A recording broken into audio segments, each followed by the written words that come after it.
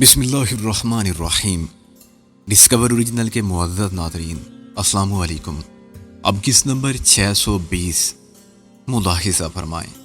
یہاں سے ایک فیملی کو پاسپورٹ جاری ہوتا ہے، ڈھاکہ میں دوسرا گروہ ان پر تصویریں بدلتا ہے اور ایک فیملی کو جہاز سے سیدھا کراچی روانہ ہونے کے لیے ٹکٹ مل جاتا ہے۔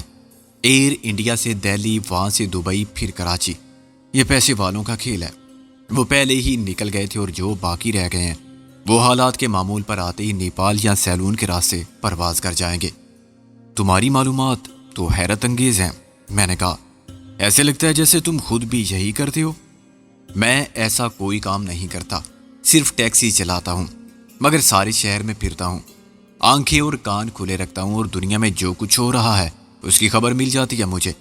اب یہ بتاؤ کہ پاسپورٹ بنوانے کے لیے 20,000 خرچ کر سکتے ہو یا نہیں؟ میں نے کہا، بغیر پاسپورٹ کے سرحد پار نہیں کر سکتے۔ میرا مشورہ ہے کہ یہ خطرہ مول مت لو، اگر پکڑے گئے تو جیل میں پڑے رہو گے۔ انڈین پاسپورٹ کی آج کل خاصی اہمیت ہے، تمہیں کوئی نہیں پوچھے گا۔ ہوٹل شاہ باغ میں ٹھہر جانا۔ شاہ باغ میں؟ ہاں، غیر ملکی عموماً وہیں جاتے ہیں۔ تم لوگوں کے معیار کا ہے اور تمہارے لیے محفوظ ترین جگہ، کمار نے کہا۔ میں نے کہا، اگر تم نے یہ کام کرا دیا تو کرا دیا، وہ ہنسا۔ میں خود کروں گا یہ کام۔ میں حیران رہ گیا، پھر پہلے کیوں نہیں بتا دیا؟ کیا میں نے نہیں بتایا تھا کہ میں ہر کام کر سکتا ہوں؟ تمہیں پاسپورٹ کب چاہیے؟ میں نے کہا، آج، بلکہ ابھی۔ ابھی؟ وہ ہنسنے لگا۔ کل تک ہوگا یہ کام، نکالو 20,000 روپے۔ میں نے غالب کی طرف دیکھا، غالب نے نازو کی طرف۔ آنکھوں ہی آنکھوں میں ہم نے ایک دوسرے سے سوال کیا کہ کیا اتنی بڑی رقم کسی ضمانت کے بغیر اس کے حوالے کر دینی چاہیے؟ اگر وہ بھاگ گیا تو ہم کیا کریں گے؟ ہم تو اس کی رپورٹ بھی نہیں لکھوا سکتے۔ کمار نے کہا، تم لوگ ڈر رہے ہو نا کہ میں 20,000 لے کر غائب ہو جاؤں گا؟ نازو نے 20,000 اس کے سامنے ڈال دیے۔ مجھے پورا اعتبار ہے تم پر۔ جو بھائی اپنی چھوٹی بہنوں سے اتنی محبت کرتے ہوں وہ دھوکے باز نہیں ہو سکتے۔ نازو کا تجربہ بالکل درست تھا۔ کمار کو پیسے کا لالچ ہوتا تو وہ رکمنی کے پیسے کو اپنا حق سمجھ کے قبول کرتا، اس کا سرپرست بن کے رہتا۔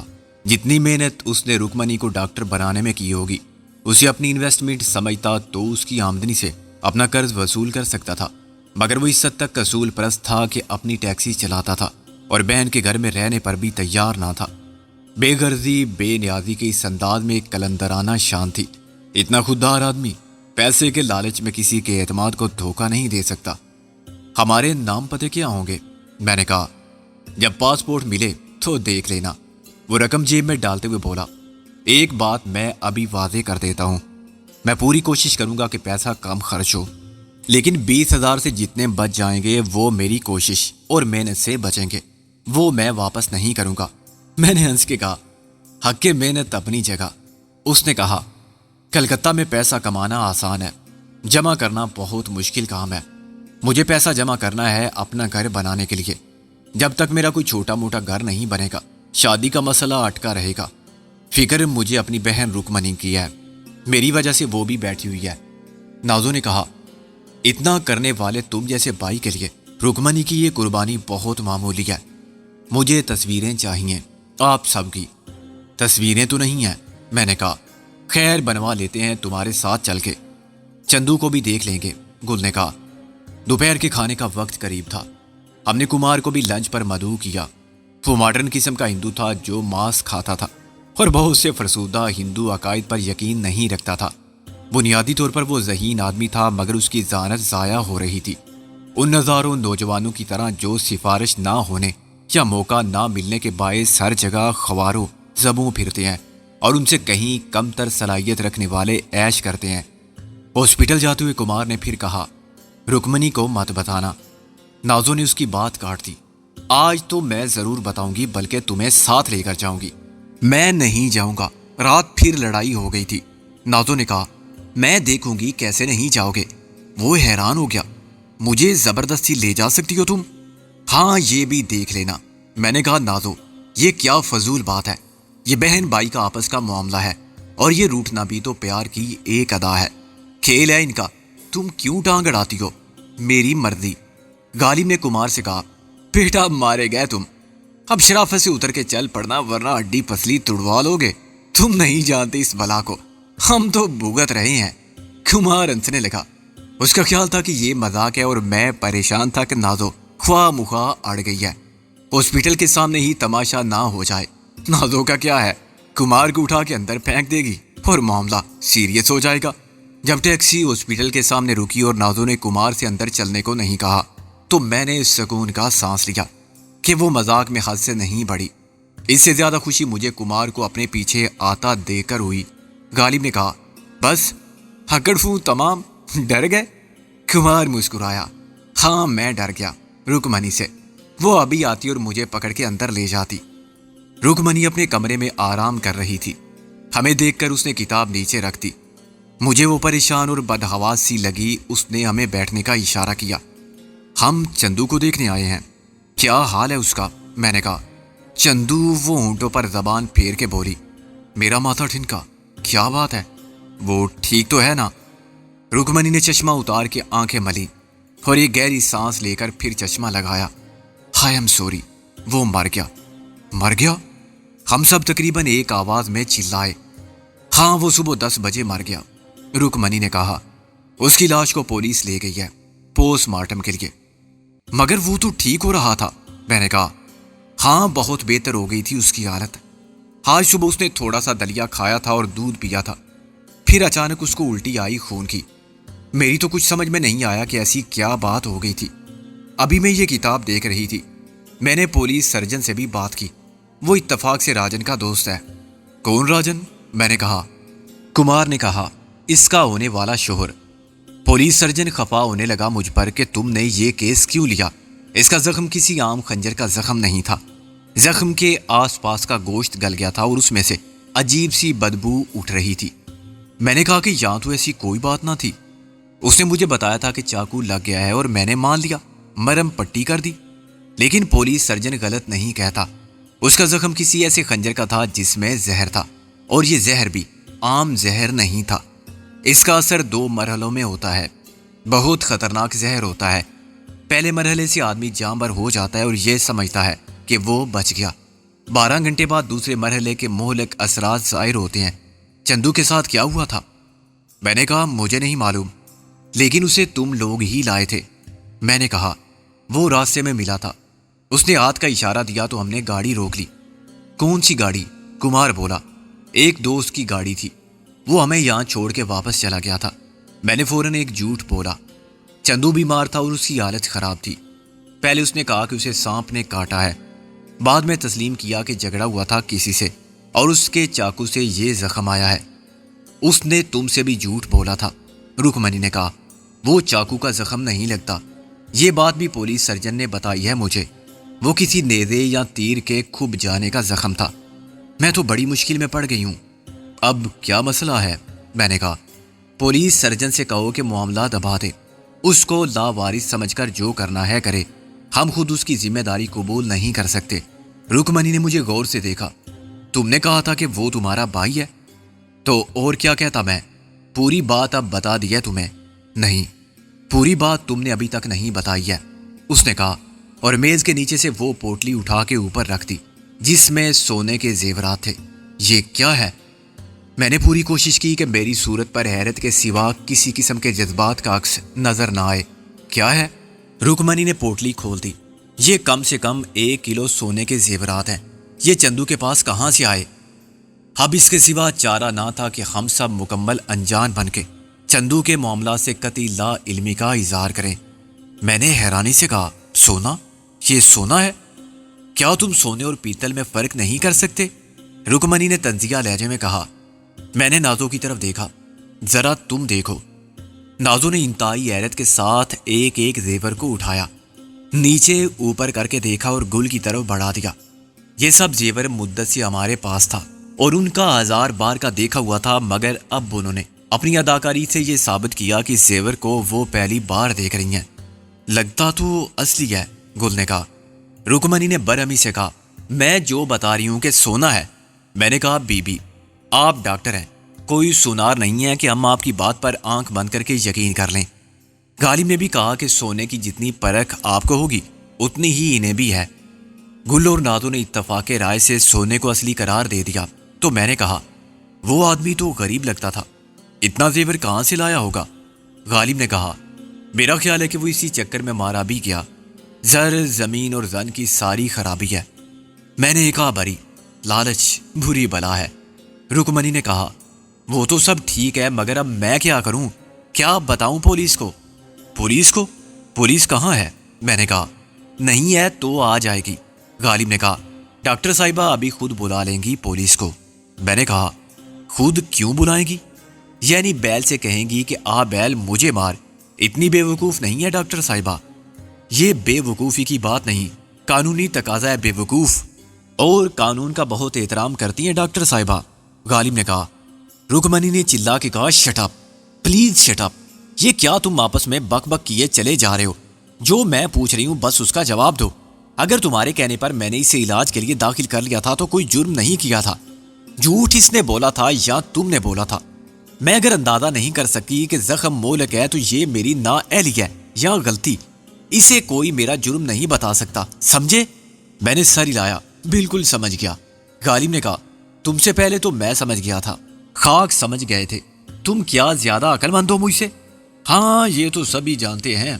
میں نے کہا، خود کو عقل مند کہنے والا سب سے بڑا بے وقوف ہوتا ہے۔ رکمنی کا حوصلہ جواب دے گیا، یہ کیا مصیبت ہے؟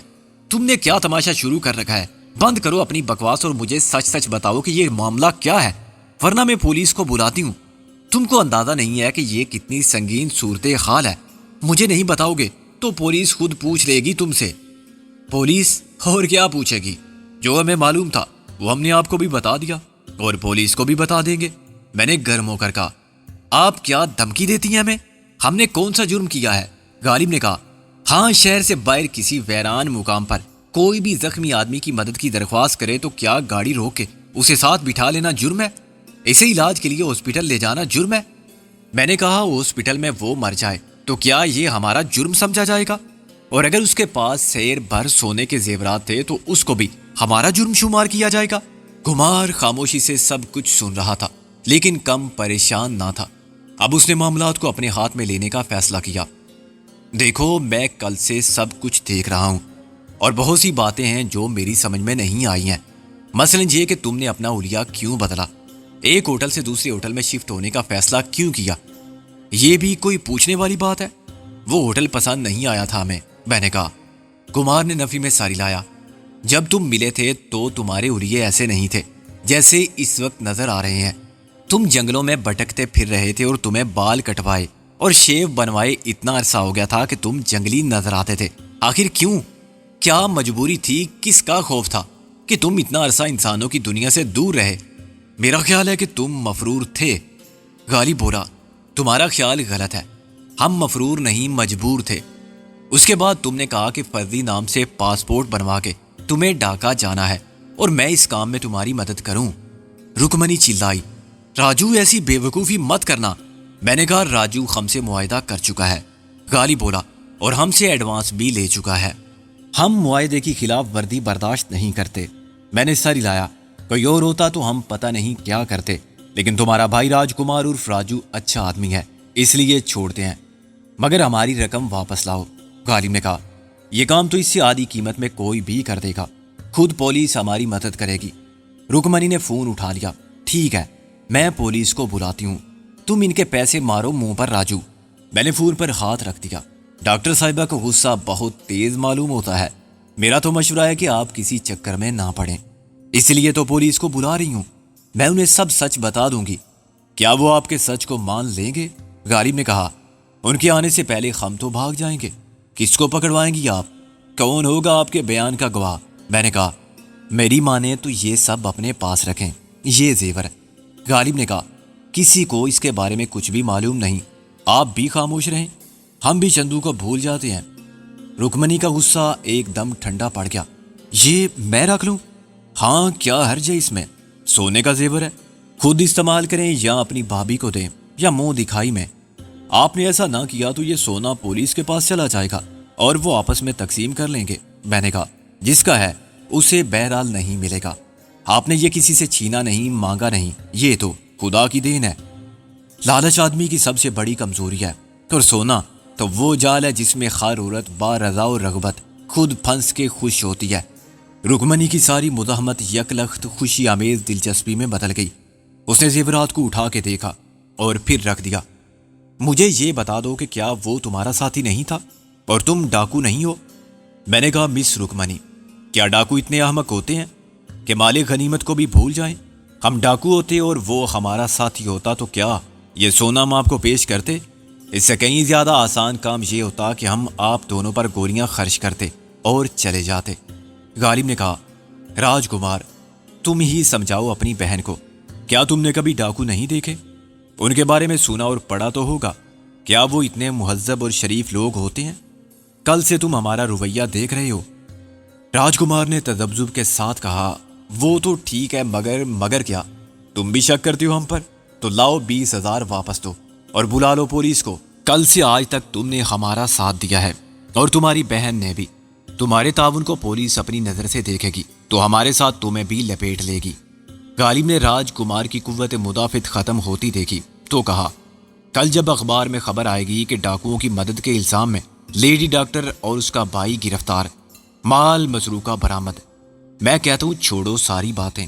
हमारे सिवा किसी को भी मालूम नहीं कि चंदू यहाँ आया था, कहाँ से आया था, कैसे आया था। वो मर गया तो उसे भूल जाओ। हम भी सब कुछ भूल जाते हैं, इसी में हम सबका फायदा है। कोई कभी तुम पर शक नहीं कर सकता और कभी तुम तक पहुंच नहीं सकता। ये अक्लमंदी तो नहीं होगी कि शेर भर सोना पुलिस को बतौरे मुआवजा दिया जाए और फिर वो हम सब की खाल में भूस भर दें, माल खत्म कर जाएं और हमें रुसवा करके छोड़ दें। हम तो खैर यहां से चले ही जाएंगे, तुम्हारा मुस्तकबिल बर्बाद हो जाएगा। राजकुमार ने सोच के कहा, शायद तुम ठीक ही कहते हो। रुकमनी ने गहरी सांस लेकर कहा, मैं अंकल को फोन करती हूँ, वो लावारिस लाश किसी के हवाले कर दें, मुर्दा खाने से गायब करवा दें। मैंने कहा, अंकल को नहीं, अपने साजन को फोन करो। साजन नहीं, राजकुमार बोला, वो एक ही बात है। मैंने कहा, हम तुम्हें कुमार कहते रहे, हालांकि तुम राजकुमार थे। राजपाट नहीं था उसके बावजूद। गालिब बोला, बहन तुम्हें राजू कहती है, क्या फर्क पड़ता है इससे, राजन हो या साजन। क्या कहा था किसी ने कि गुलाब के फूल को जिस नाम से चाहो पुकारो, वो गुलाब ही रहेगा। गालिब बोला, जैसे कद्दू को कुछ भी कहो कद्दू ही रहेगा। रुकमनी हंसने लगी, तुम ऐसी ही बातें करती हो हमेशा हमेशा। साजन की बातें मेरा मतलब था, खैर मैं राजन को क्या कहूं। इससे कहो, बल्कि इसे हुक्म दो कि अपने मामा से बात करे अभी और इसी वक्त। मामा नहीं, वो चाचा हैं राजन के। मैंने कहा, हाँ वही, राजन का मामा या साजन का चाचा। जो कुछ वो करेगा वही सिविल सर्जन करेगा। सिविल सर्जन नहीं, पुलिस सर्जन। मैंने सर पर हाथ फेरा। बीबी तुम्हें भी आदत है बीच में बोलने की।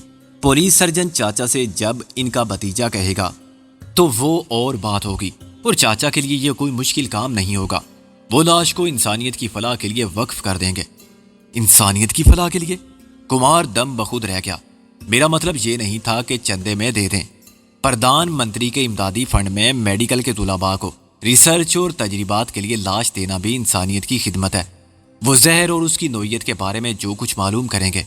नाजो ने कहा, आप मुख्तसर बात नहीं कर सकते? मैंने कहा, जहां खत लिखना जरूरी हो वहां मैं तार नहीं देता। अल्फाज बचा के क्या मिलेगा? थोड़ा सा वक्त दूसरे कामों के लिए। नाजो ने तन से कहा, अब डॉक्टर रुकमनी मान गई हैं तो बाकी सब इन पर छोड़ दो। ये जेवर संभाल के रखें। मालूम नहीं कौन सी नेकी थी जो आपके काम आई।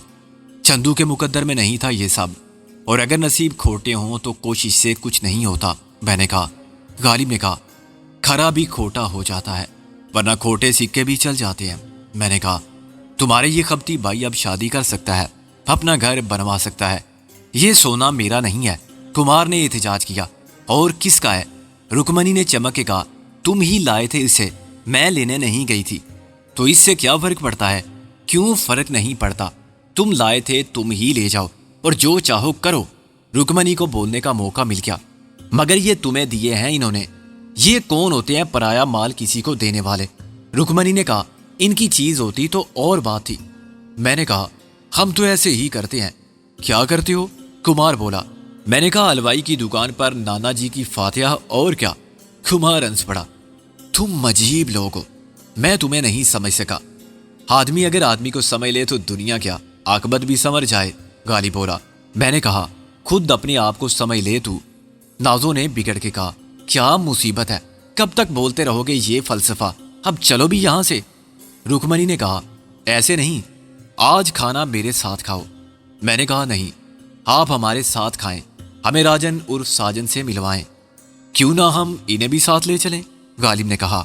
وہ رکمنی جو کچھ دیر پہلے تشویش میں مبتلا تھی، سخت فکر مند یا بے حد مسرور نظر آ رہی تھی، اور ہمارے اس کے درمیان غیریت کا رشتہ، شکوک کی فضا اور بدخوائی کے جذبات سب اپنا وجود کھو چکے تھے۔ اس نے چمک کر کہا ٹھیک ہے، مگر ایک مہمان اور ہوگا۔ میں نے کہا کون؟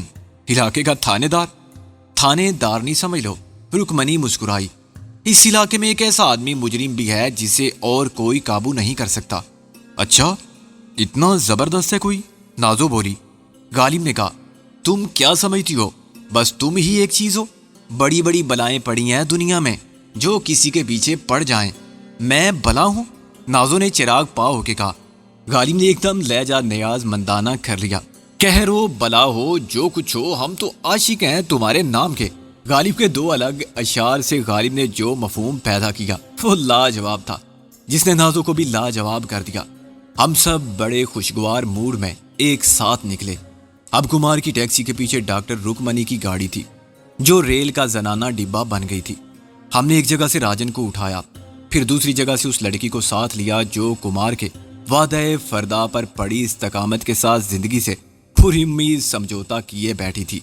اس کا نام پارو تھا اور وہ تھی بھی بہت پیاری سی۔ جب ہم نے کمار کی طرف سے اسے یہ سنایا کہ اس کا انتظار ختم ہوا تو اس کی آنکھیں خوشی کے آنسوؤں کو نہ روک سکیں۔ یہ اطلاع خود راجن کے لیے بھی اتنی ہی خوشی کا باعث بنی۔ آخرکار کمار نے ایک گھر خریدنے کا ارادہ کر لیا تھا اور یوں دو طرفہ ہجر کا عذاب تمام ہوا۔ وہ ایک خوبصورت دن تھا جب ہم نے جانتے بوجھتے اپنے آج اور کل کے سارے دکھوں کو بھلا دیا اور اپنے ان نئے دوستوں کے ساتھ ان کی خوشیوں میں بھرپور شرکت کی۔ ایک مدت کے بعد ہم خوب ہنسے، انہیں بھی ہنسایا اور ہنستے کھیلتے کلکتہ دیکھتے رہے۔ یہ ایک دن کی مستعار خوشی تھی۔ ہمارا اندیشہ ہے دور و دراز کے بیاباں میں راحت کا ایک نخلستان، جہاں ہم نے وقتی رشتوں کے خلوص کا سہارا لیا جو سفر کے اگلے مرحلے کی ضرورت تھا۔ جیسے طویل مسافتوں کے درمیان سیاح اپنی گاڑی کو سروس کراتے ہیں، ہم میں سے کسی نے چندو کو یاد نہیں کیا اور اس خیال سے دل افسردہ نہیں کیا کہ وہ اپنی منزل کا نشان پا کے کیوں مرا۔ اس کو مرنا تھا تو بہت پہلے مر جاتا، اپنی ماں کے خریداروں کو قتل کر کے یا اس پاک رشتے کو بیچنے والے کی جان لے کر پھانسی چڑھ جاتا یا خودکشی کر لیتا۔ زندگی میں مرنے کے لیے مواقع کی کمی نہ تھی، لیکن وہ اس موقع کی تلاش میں تھا جب وہ کلکتہ جا کے اپنی ماں کی تلاش کے مشن کو کامیاب بنا سکے۔ احمق، جب یہ موقع ملا تو خود مر گیا۔ کیا تیرا بگڑتا جو نہ مرتا کوئی دن اور۔ چندو سے پہلے رامن مر گیا تھا، وہ بھی اپنی ماں کی آخری خواہش پوری کرنے کے لیے تقدیر کے مہربان ہونے کی دعا کرتا تھا، مگر یہ دعا قبول ہونے کا وقت آیا تو خود قضا سے جا ملا۔ یہ سب رامن اور چندو، وقت کی مسافت پر بہت پیچھے رہ جانے والے استاد ٹیڈی اور میرے والد وزیر خان اور سفر آرزو کی راہ میں گم ہو جانے والی شیلا اور اس کا بیٹا، ان کے مقدر میں محرومیوں کی موت کیوں تھی؟ میں نے یہ سب نہیں سوچا۔ میں نے مشرقی پاکستان کی علمی اور اپنے مسائل کے بارے میں نہیں سوچا۔ ہاں، مگر میں نے رابعہ کو اس رات بہت یاد کیا، بالکل اسی طرح جیسے خاموشی سے گل نے محسن کو بہت یاد کیا۔ اس دن ہم دونوں ہی تنہا تھے اور ہم اپنے اندر کی ویرانی کو اور خلا کو خوشگوار باتوں اور مجبوری کی ہنسی سے نہیں بھر سکتے تھے، پھر بھی ہم نے سب کا ساتھ دیا۔ رات گئے ہم لوٹ آئے۔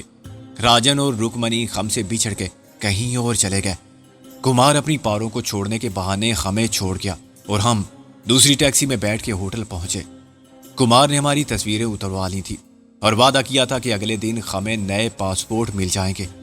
اس نے راجن کو اور پارو کو ہمارے متعلق صرف یہ بتایا تھا کہ ہم دوست ہیں اور ہمیں ڈھاکہ جانا تھا، مگر ہمارے پاسپورٹ گم ہو گئے تھے۔ کلکتہ ایئرپورٹ پر ہمارے سامان میں سے ایک بریف کیس غائب ہو گیا تھا۔ انہوں نے اسے جھوٹ سمجھا یا سچ، اس کی ہم نے پرواہ نہیں کی۔ ہوٹل کے کمرے میں پہنچ کر ہم نے روم سروس سے چائے طلب کی۔ سب کی نیند اچانک روٹ گئی تھی۔ مستعار خوشی کا وقت ختم ہوتے ہی سب پھر اداسی اور ڈپریشن کا شکار ہو رہے تھے۔ میں نہیں چاہتا تھا کہ کوئی افسردہ کرنے والی بات کرے اور سب کو افسردہ کر دے۔ میں نے کہا آج کا دن اچھا گزر گیا ہنستے کھیلتے ہوئے۔